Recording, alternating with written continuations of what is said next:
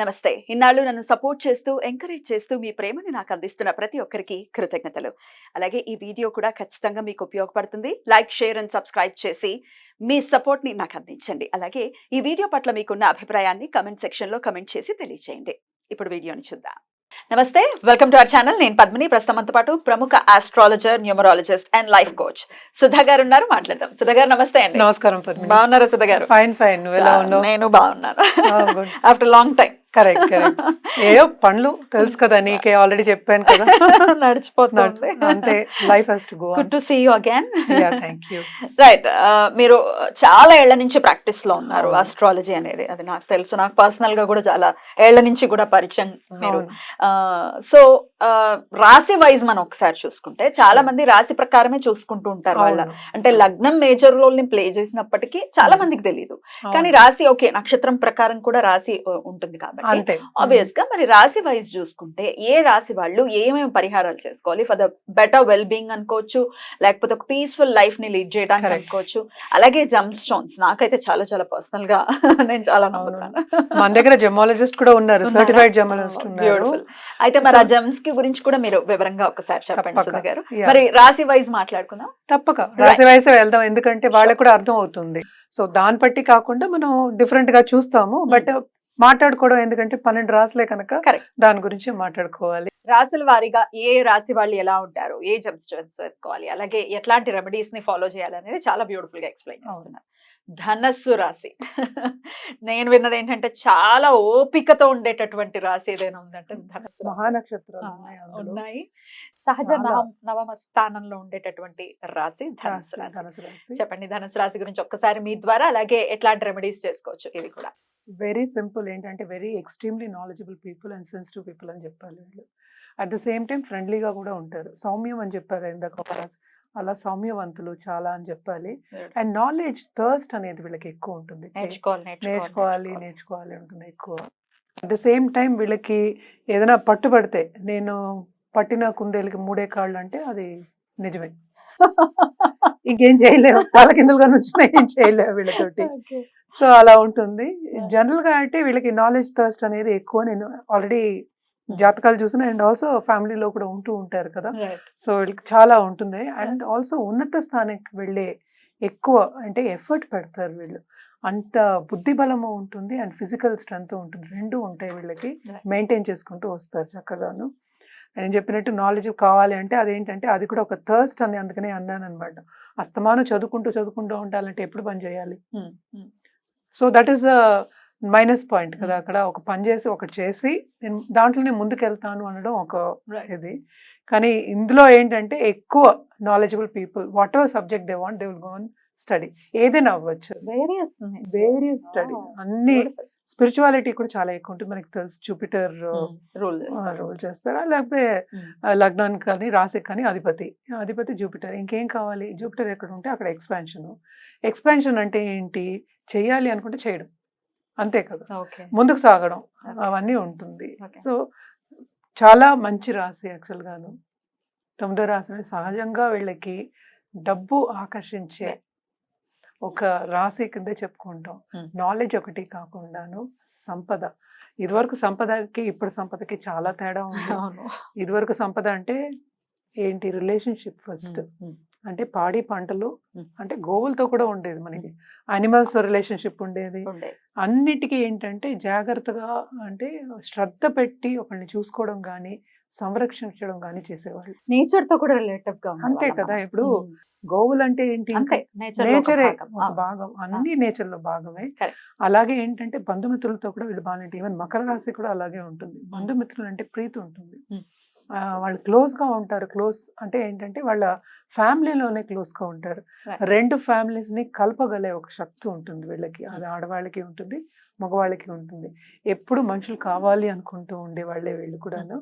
చాలా మంచి రాశి. అండ్ ఆల్సో జూపిటర్ రూల్ అవుతోంది కనుక వీళ్ళకి అన్ని బ్లెస్సింగ్స్ ఉన్నాయి. అంటే గురు బ్లెస్సింగ్స్ ఉంటే ఇంకేం కావాలి? మనం తల్లిని కూడా గురువు అనే తీసుకుంటాం. మన మొదటి గురువు తల్లి, తండ్రి గురువే, తర్వాత గురువు, తర్వాతే దేవుళ్ళు. అన్ని బ్లెస్సింగ్స్ ఉంటాయి వీళ్ళకి, ఇంకేం కావాలి? అన్నీ ఉంటాయి. కానీ ఇక్కడ ఏంటంటే మనం చేయగలగాలి, Hmm. అది కూడా వీళ్ళకి ఓపిక ఉంటుంది. Hmm. అంటే సెన్సిటివ్ పీపుల్ చెప్పాగా, Hmm. వాళ్ళు చెప్పింది చెయ్యాలి, ముందుకు సాగాలి అనుకునే ఒక ఇది బోల్డ్ అంత ఓపికనైతే అబ్జర్వ్ చేయొచ్చు వీళ్ళు. చాలా బోల్డ్ అంతా సెన్సిటివ్ అంతే. అంటే యువతల వాళ్ళు మన అనకూడదు అన్నప్పుడు తప్పక చేస్తారు. అందుకే ఓ అంటే అంతే tricky కదా, గా ఉందే. అదే లంకీ ఉంటుంది కదా మరి దానికి. సో అదొకటి కాకుండా ఏంటంటే వీళ్ళకి చదువు అంటే ప్రీతి అన్నాను కదా, వాళ్ళు సడన్ గా వేరే సబ్జెక్ట్ మీదకి వెళ్ళిపోతుంది, మళ్ళీపోతుంది అనమాట. Okay. అటు స్పిరిచువాలిటీ ఉంటుంది, అటు మనకి వరల్డ్లీ థింగ్స్ కూడా ఉంటూ ఉంటాయి. Right. అంటే సేకరించడం అనేది వీళ్ళకి ఎక్కువ. Hmm. ఏదైనా కాపాడుకోవాలి, సేకరించాలి, ఉంచుకోవాలి అని, Right. సంరక్షించుకోవాలి, అందుకే చెప్తాను అది ఉంచుకోవాలి అని, సేవింగ్ మెంటాలిటీ Right. అనేది ఉంటుంది. కానీ మాకు ఈ క్వాలిటీస్ లేవండి అని ఒకవేళ ఎవరైనా కాంట్రడిక్ట్ చేస్తూ ఒకవేళ అనుకుంటే గనుక ఎందువలన ఈ క్వాలిటీస్ ఒకవేళ మిస్ అవ్వచ్చు? మిస్ అవ్వడం అనేది ఉండదు. Hmm. బట్ మనం మాట్లాడుకునేది రాశి వారిగా. Hmm. ఇంకా మనకి 12 భావాలు ఉన్నాయి. ఉన్నాయి, సో మిగతావన్నీ మరి ఏమయ్యాయి మరి చూసుకోవాలి. మరి అంతే కదా. Right. ఇప్పుడు ఒక వస్తువు ఉంది, ఒక వస్తువు నీకు నచ్చచ్చు, పక్క వాళ్ళకి నచ్చపోవచ్చు. Hmm. ఆ వస్తువుతో ఒకళ్ళకి పని ఉంటుంది, ఇంకోళ్ళకి పని ఉండకపోవచ్చు. కానీ వస్తువే కదా. Hmm. సో అలాగే రాసే వాళ్ళ క్యారెక్టరిస్టిక్స్ అవే. Hmm. దాంట్లో కొద్దో గొప్ప పైకి కిందకి వెళ్తుంది తప్ప Hmm. పూర్తిగా లేకపోవడం. బేసిక్ పాయింట్స్ అయితే ఇవే. Basic points Right. ఉంటాయి, Right. కొద్దో గొప్ప ఉంటాయి అందులో. మరి వీళ్ళు చేసుకోవాల్సినటువంటి పరిహారాలు అలాగే జెమ్ స్టోన్ బేసిక్ గా ఏంటంటే దానికే వస్తున్నాను యాక్చువల్ గాను. జెమ్ స్టోన్స్ జనరల్ గా అయితే హెల్త్ విషయం కానీ లేకపోతే కుటుంబ పరంగా కానీ పుష్యరాగం ఇస్తాం, వైట్ స్టోన్ ఇస్తాం ఎక్కువ. తెల్ల పుష్కరం, తెల్ల శ్వేత పుష్కరం. పుష్కరం, వైట్ ది, లేకపోతే ఉత్తి పుష్యరాగమే అంటాం. Mm. వైట్ ది అని ఎందుకు చెప్తున్నానంటే డబ్బు కావాలి, లేకపోతే కెరియర్ లో ముందుకు రావాలి, Mm. అంటే మనం సంపద మనకి రావాలి. ఈ కాలం సంపద నేను చెప్పినట్టు ఒక వస్తువు కొనుక్కోవాలి, ఖరీదైన వస్తువు అంటే ఒక ఇల్లు, నేను అనేది బ్రాండెడ్ కారు అలాంటివి కొనుక్కోవాలి అన్నప్పుడు Hmm. మనకి కెరియర్ బాగుండాలి కదా. సో ఆ సంపద కావాలి అన్నప్పుడు కనక పుష్యరాగం అనేది ఇస్తాము. Hmm.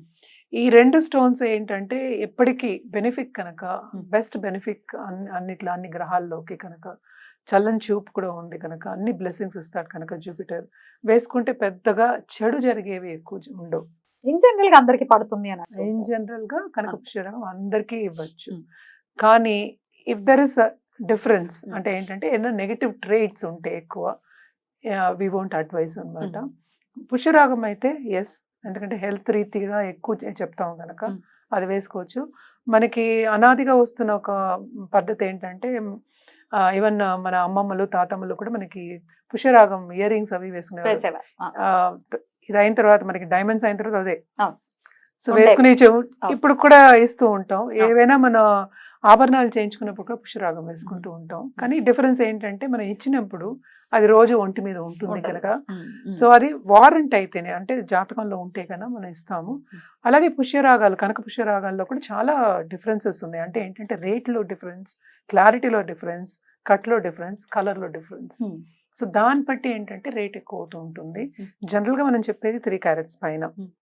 సో 3 క్యారెట్స్ పైన అది గోల్డ్లోనే, సిల్వర్లో చెప్పం అసలు. కావాలంటే పంచలోహాల్లో వేసుకోవచ్చు, అది కూడా పెద్దగా అడ్వైస్ ఇవ్వం, ఎందుకంటే బెస్ట్ బెనిఫిట్ ఈయన. సో తప్పక ఏంటంటే గోల్డ్లోనే వేసుకోవాలి అని. గోల్డ్ కూడా అధిపతి ఆయన గురువే అంతే, అందుకే చెప్తారేమో. అది కూడా ఉండొచ్చు కానీ జనరల్ గా అయితే గోల్డ్ గోల్డే చెప్తాము. ఎందుకంటే ఆ కలర్ కూడా అంతే. ట్రూ. అందుకంటే బరువైన ఒక వస్తువు పెట్టుకోవాలి అన్నట్టు, ఎందుకంటే ఎక్కువ బలం ఉన్నది. ఆయన కూడా మనం చూసాం, ఒక బ్రాహ్మణ్ణి చెప్పుకుంటాం, బలంగా కూర్చున్న ఒక చోట కూర్చున్నట్టు చూపిస్తాం. సో అందుకోసమనే గోల్డ్ అన్నిటికన్నా ఎక్కువ ఖరీదైనది గోల్డే కదా. అప్పుడు నేను చెప్పినట్టు జాతకాలు కన్స్ట్రక్ట్ చేసినప్పుడు ఆ సిలబస్ వాళ్ళు పెట్టినప్పుడు అప్పుడు అదే ఉండేది ఎక్కువ గోల్డ్. అంటే ఇండియా మొత్తం అదే ఉండేది గోల్డ్, అండ్ ఈజీగా దొరికేది కూడాను, మనకి అందుబాటులో కూడా ఉండాలి కదా. నాట్ ఓన్లీ ప్రైస్, ఈవెన్ అందుబాటులో ఉండాలంటే వెళ్ళి కొనుక్కోగలగాలి. సో మనకి ఎప్పటి నుంచో ఆభరణాలు ఇవ్వడం అనేది మనకు అలవాటు కనుక గోల్డ్, ఎవరైనా ఫ్యామిలీలో ఆభరణాలు ఇస్తూ వచ్చారు కదా అలా జనరేషన్స్. సో అది ఈజీగా మనకి దొరుకుతుంది అండ్ ఆల్సో ఈజీగా అందుబాటులో ఉంటుంది, వెళ్ళి చేయించుకోగలం.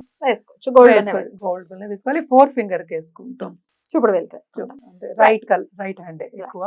కొంతమందికి లెఫ్ట్ హ్యాండ్ కూడా చెప్తాం అన్నమాట. రెమెడీస్ అయితే ఏం చెప్తారు? తప్పక శివుడికి చేయమంటాం, హనుమంతుడికి, శివుడికి, అలాగే గురు జపం చేసుకోవడం అనేది మంచిది. ఎవరికైనా అనారోగ్యం అలాంటివి ఏమైనా ఉంటే తప్ప మహామృత్యుంజయం చెప్తాం, మృత్యుంజయ హోమం కూడా చెప్తాం. అలాగే ఏంటంటే ఇప్పుడు పిల్లలు పుట్టాలి, ఇప్పుడు చాలా మందికి మనకి తెలుసు కదా, ఇదివరకు లాగా న్యాచురల్గా చాలా తక్కువ. ఎందుకంటే క్షణాల్లో పనులు అయిపోవాలి అనేవాళ్ళు ఎక్కువ మంది ఉన్నారు. సో దానికి స్వయంవర పార్వతి ఎక్కువ చెప్తూ ఉంటాం, శివుడు పార్వతి చెప్తాం ఎక్కువ అన్నమాట.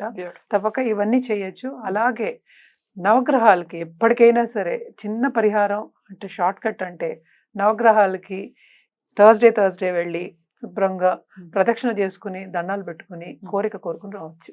అదొకటి. ఇంకోటి గురువుకి, ఎవరైనా గురువే, కృష్ణుడు జగద్గురు, ఏ రూపమైనా సరే, సాయిబాబా కానీ, దక్షిణామూర్తి కానీ, దత్తాత్రేయ స్వామి, ఎవరిని మీరు నమ్ముతున్నారో వాళ్ళకి చేసుకుని రావచ్చు తప్పకుండా. చాలా బ్యూటిఫుల్ గా ఎక్స్ప్లెయిన్ చేశారు.